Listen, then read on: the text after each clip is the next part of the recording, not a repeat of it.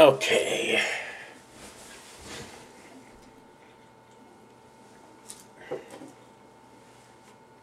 Hey everyone, welcome back to another top 10 list, another one based on Sly Cooper, blah blah blah. Let's just get going.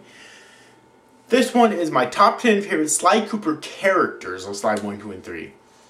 Alright, there was no honorable mentions in this on this list, so let's just get straight to the actual list itself, shall we? Number 10 is Dr. M. Now, Dr. M is the main villain in Sly 3 Honor Among Thieves. He used to work for Sly's dad, Connor Cooper, or that's what everyone calls him, so that's what I'll call him, and as the technical specialist, basically. However, he felt incredible jealousy towards Connor, which I'm not sure if this was actually confirmed because I never read the comics, or if it's just, well, one rumor is that, I'm not sure if it was confirmed in the comics because I never read them, but basically, either it was confirmed in the comics or it's just a rumor, but he kind of sold Connor out to Clockwork again. I don't know if that's confirmed or not, or if that's just a rumor, but because I never read the comics, so. But yeah, anyways, but basically he still betrayed Sly's dad.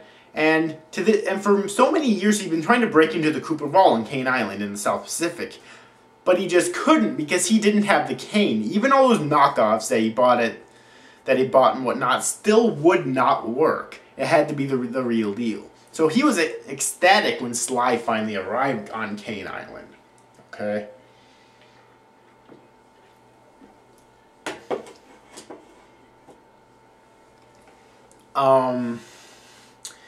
And reason I love him so much, as a character, he's an arrogant douchebag, and I can't fucking stand him. But in terms of how strong he is, he's actually probably one of the strongest Sly Cooper enemies ever because he takes so much abuse. All right, in the beginning of the game, all right, both Sly and Bentley attacks him a little bit. Bentley with one of his really probably painful in this game, sleep darts, and Sly with his cane. And then at the end of the game, he's fought by Carmelita, shocked so many times by her shock pistol, and then underwater by Dimitri, hit so many times by his harpoon gun, and then fought in the air by Sly, shot so many times by Sly's biplane's machine gun. And then inside the Cooper Vault, he wrestles with Murray and gets shocked like 3 or 4 times by those ancient security devices in there. And then in the inner sanctum of the Cooper Vault, Sly goes toe-to-toe with him. Hits him so many times, and then he's finally finished off by Carmelita. But he takes so much fucking abuse, and also he's incredibly brilliant. He's an absolute fucking genius, okay? I mean, he builds 3 giant creatures, a giant chimera-like creature on land, a giant underwater creature, and a giant air creature. Alright, plus he also has a flying mechanism that he can use, which he uses at the beginning of the game, and he has a spider-like mechanism that he can use, which he uses at the very end of the game. Alright, and not to mention all of the security that he personally set up on Cane Island, which Sly notes at the beginning of the game that its security is tight as Fort Knox, which I honestly wouldn't put it by it. Okay. Seriously, this guy's he's a mad scientist too. He does experiments on people or animals, I guess, since these are anthropomorphic animals, to create his guards. Like his flashlight guards are elephants and bats combined, okay? For example.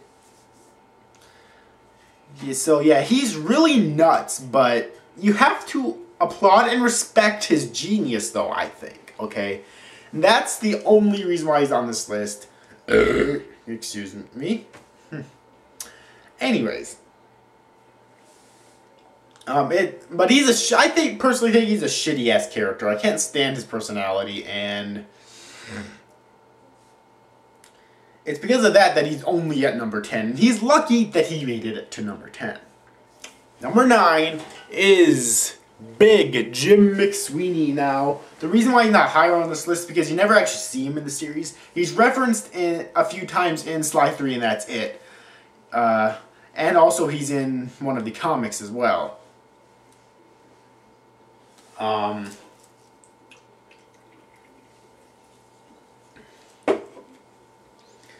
But McSweeney was the muscle of Connor Cooper's gang, okay? He was basically the Murray of their gang. And unlike Dr. M, he was incredibly loyal to Connor, okay? So much so that when Connor was killed, he actually turned himself in to the police and was thrown in prison. That's how loyal to Connor he was, alright? He did not want to be a thief, or even so much as be free with Connor dead. That's how loyal he was to Connor, and he, of course, for obvious fucking reasons, despises Dr. M. Can't really blame him there. So yeah, that's the reason why he's on this list. He would probably be higher on this list if he was in it more. If he was in the series, or hell, even in Sly 3 more, but he wasn't. He was just referenced a few times in the game, and he was also in the actual comic itself, so yeah. But he still definitely deserves, I feel, to be at number 8 on this list. Number 9, I mean. Number 8 is Arpeggio, who is in Sly 2, he is the leader, he is the original founder, and to this very day, the leader of the Akatsuki. Of the Claw Gang, okay? And his backstory is that he, as a really tiny bird, he excelled in all subjects, but never managed to keep up with the other boys physically. Sadly, his wings, due to their small size, were useless for flight.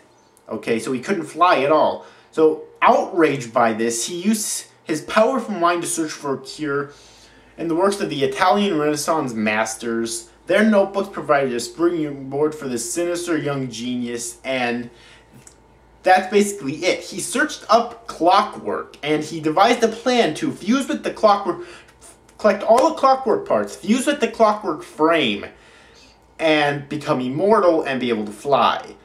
For this, he collected all the Claw Gang members and used every single one of them in order to see to fruition his crazy ambitions.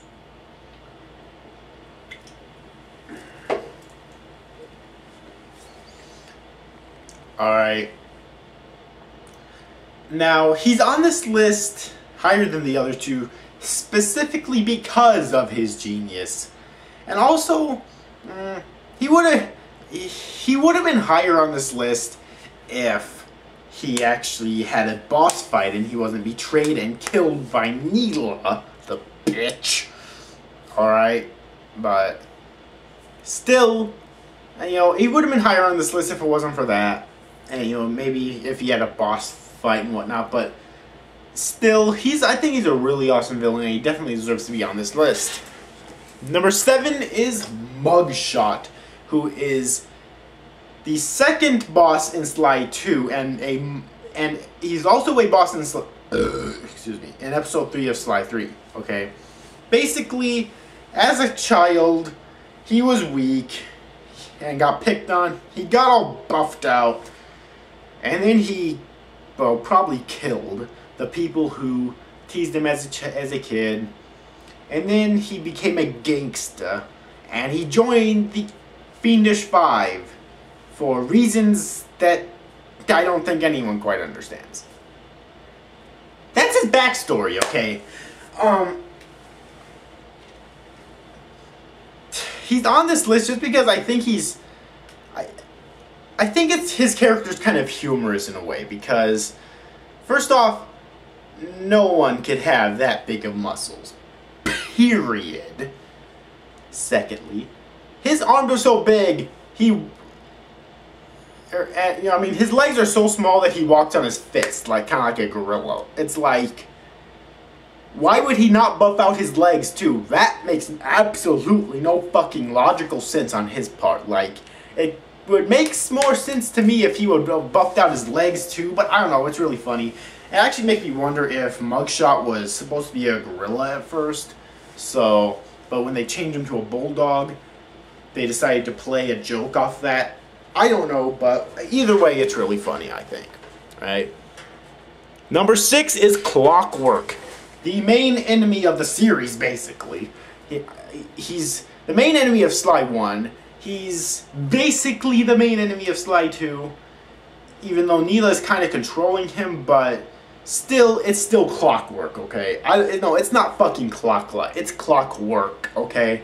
And in Sly 3, he's only referenced, like, once, but still, everyone remembers Clockwork as being the main enemy of the Cooper family and of the series as a whole. And I believe it's actually been confirmed that he's going to return for Sly 4, which is really cool.